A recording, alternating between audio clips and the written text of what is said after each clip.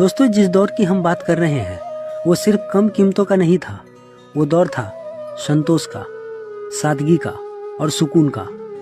साल 2000 के आसपास का वो वक्त याद है आपको, जब 2 रुपए में एक आदमी चाय पी लेता था, बिस्कुट भी खा लेता था और रास्ते का किराया भी दे देता था। जब 1 रुपए की कुल्फी में भी ठंडक मिलती थी और 100 रुपए में हफ्ते भर का राशन आ जाता था। आज के बच्चों को शायद यकीन ना हो, लेकिन तब मोबाइल रिचार्ज 10 रुपए में हो जाता था और एक SMS भेजने का चार्ज 1 रुपए नहीं 25 पैसे हुआ करता था। और हाँ, इंटरनेट का मतलब था कैफे जाना और 15 घंटे के हिसाब से नेट चलाना। आज जब हम महंगे डेटा प्लान्स और स्मार्टफोन की दुनिया में जी रहे हैं तो कभी कभी वो स्लो इंटरनेट वाला समय भी बहुत प्यारा लगता है। लेकिन फर्क सिर्फ पैसों का नहीं था, फर्क सोच का था। तब इंसान जरूरत की चीजें खरीदता था, आज चीजों की जरूरतें इंसान को खरीद रही है। तब कम में भी घर चलता था, रिश्ते निभते थे।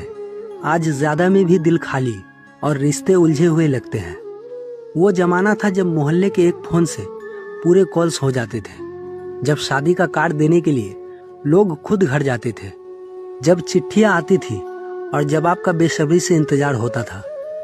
और आज सब कुछ है, mobile, internet, Google, online payment, Insta reels, story, UPI। लेकिन फिर भी ना जाने क्यों लगता है कि कुछ खो गया है। महंगाई ने सिर्फ हमारे खर्च नहीं बढ़ाए हैं, बल्कि हमारी भावनाएं, समय और सुकून भी छीन लिया है। आज हमें AC चाहिए लेकिन चैन की नींद नहीं, 4G चाहिए लेकिन बातचीत में गहराई नहीं, कार चाहिए लेकिन किसी के घर जाने का वक्त नहीं है। वो दौर भले ही सुविधाओं से कम था, लेकिन दिलों से भरा था।